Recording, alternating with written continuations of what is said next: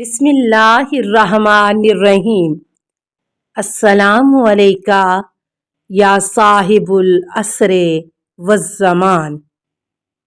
آپ نے خانہ خدا کا طواف کیا، صفا و مروہ کے درمیان سعی کی اور احرام سے باہر آ گئے۔ احرام حج کو عمرہ سے بدل دیا کیونکہ آپ حج کو تمام نہیں کر سکتے تھے۔ امام 8ویں ذی الحجہ 60 ہجری اپنے خاندان، فرزندوں اور وابستہ شیعوں کے ساتھ مکہ سے عراق کے لیے باہر آ گئے۔ ابھی آپ کو شہادت مسلم علیہ السلام کی خبر نہیں ملی تھی کیونکہ جناب مسلم علیہ السلام اسی روز جب کہ آپ مکہ سے نکل رہے تھے آغاز جنگ فرمایا تھا۔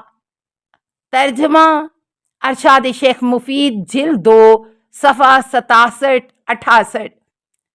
جس وقت آپ مکہ سے نکل رہے تھے آپ نے کاغذ منگوایا اور بنی ہاشم کے لیے خط لکھا۔ بسم اللہ الرحمن الرحیم، من الحسین بن علی الی بنی ہاشم، اما بعد فإنہ من لحق بی منکم اتشہد ومن تخلف انی لم یلغ الفتح والسلام۔ خدائے رحمان و رحیم کے نام سے یہ خط ہے حسین ابن علی کا تمام بنی ہاشم کی طرف۔ اما بعد جو شخص بھی مجھ سے ملحق ہوگا وہ شہادت سے ہمکنار ہوگا، اور جو مجھ سے ملحق ہونے سے رہ جائے وہ کامرانی، مانوی رستگاری اور فوز شہادت تک نہ پہنچ سکے گا۔ نمبر 2 لحوف صفحہ 66، مشیر الاذان ابن نما 39۔ امام حسین علیہ السلام کا وصیت نامہ۔ امام حسین علیہ السلام نے عراق کی روانگی کے وقت ایک وصیت نامہ لکھ کر اپنے بھائی محمد حنفیہ کو دیا۔ اس وصیت نامے میں وحدانیت خدا اور صداقت نبوت اور حقانیت معاد کے بارے میں یہ لکھا: وَإِن لَمْ أَخْرَجَ إِشْرَارًا وَلَا بَطَرًا، میں خود پسندی اور گردن کشی اور ظلم و فساد کے لیے نہیں نکل رہا ہوں بلکہ اپنے جد کی امت اور اپنے بابا علی علیہ السلام کے شیعوں کی اصلاح کے لیے قیام کر رہا ہوں۔ جو شخص بھی میری دعوت قبول کرے تو اس کا سروکار خدا سے ہے کیونکہ حق خدا کا ہے، اور جو شخص میری دعوت رد کرے تو میں صبر کروں گا یہاں تک کہ خداوند عالم میرے اور اس گروہ کے درمیان حق کے ساتھ انصاف کرے، اور وہ بہترین انصاف کرنے والا ہے۔ میرے بھائی، یہ ہے میری وصیت تمہیں کامرانی خدا کی طرف سے ہے، اسی پر توکل کرتا ہوں اور اسی کی طرف میری بازگشت ہے۔ پھر امام علیہ السلام نے خط بند کیا اور آخر میں اس پر اپنی انگوٹھی سے مہر فرما کر اپنے بھائی کو دیا۔ نہج الشہادتہ صفحہ 269۔ بعض روایات کے مطابق عبداللہ بن عباس نے امام حسین علیہ السلام سے عرض کی عراق کی طرف نہ جائیے بلکہ یمن کی طرف تشریف لے جائیے کیونکہ وہاں آپ کے ماننے والے ہیں جو آپ کی حفاظت کریں گے۔ یہ سن کر امام علیہ السلام نے مندرجہ بالا جواب دیا۔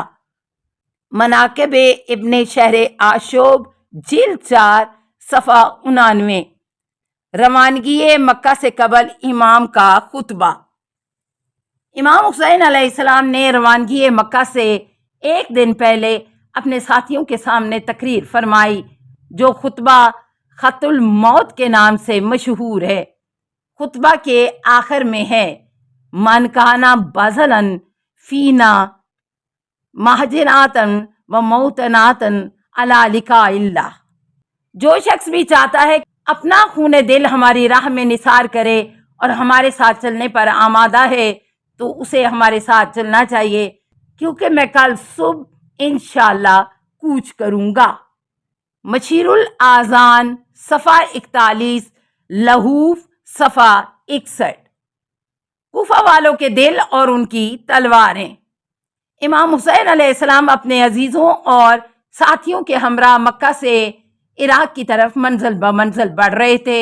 مکہ سے تنعیم، صفا، ذات ارک، خزیمہ، زرود، حاجز، سالبیہ، زوحسم، شتوک، زبالہ، بطن العقبہ، شراف، بیضا، رحیمہ، قادسیہ، عزیب الحجانات، کسر بنی مقاتل، کربلا کے دیہات اور خود کربلا۔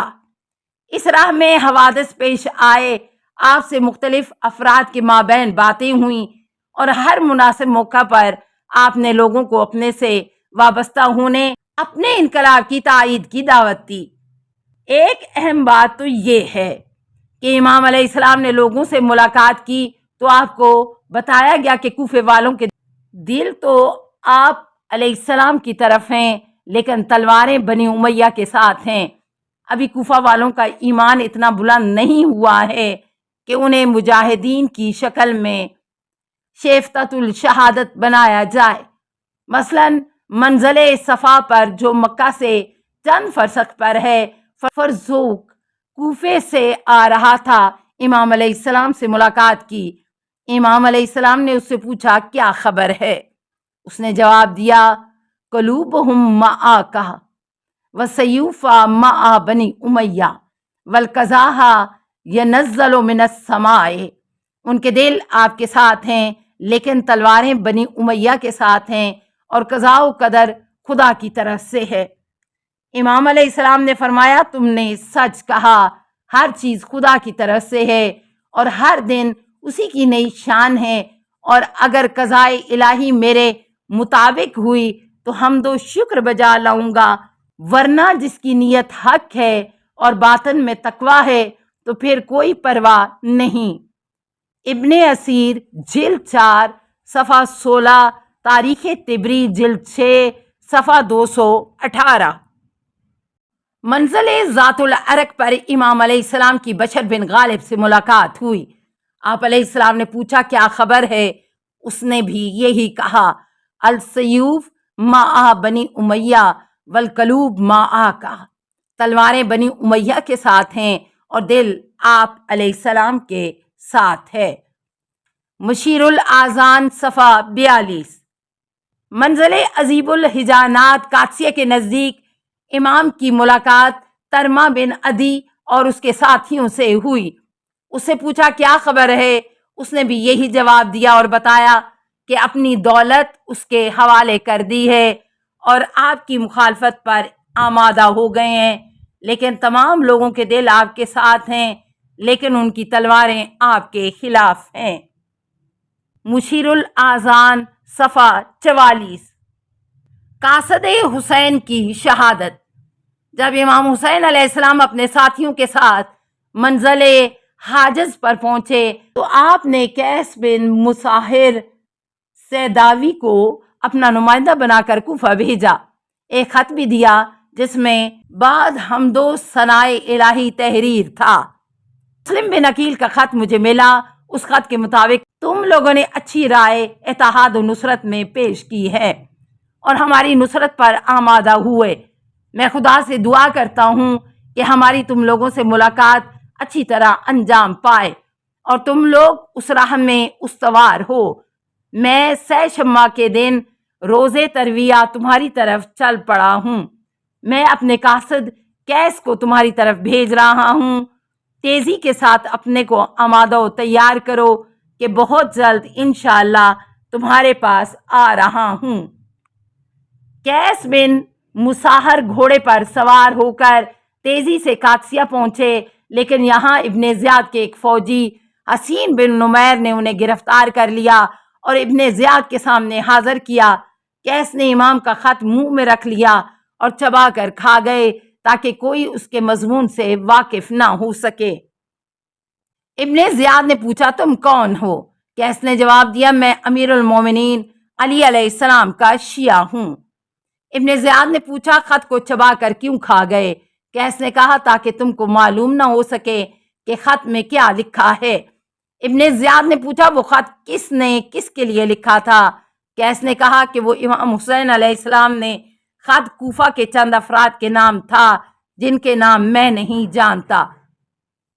السلام علیکہ یا صاحب العصر والزمان، الامان الامان الامان من فتن الزمان، السلام علیکہ یا خلیفۃ الرحمن، السلام علیکہ یا امام الانس والجان، السلام علیکہ یا مظہر الایمان، السلام علیکہ یا شریک القرآن، السلام علیکہ یا قاطع البرہان، السلام علیکہ یا امام زماننا، ھذا اجل اللہ فرجک وسہل اللہ مخرجک وظہورک، السلام علیکہ ورحمۃ اللہ۔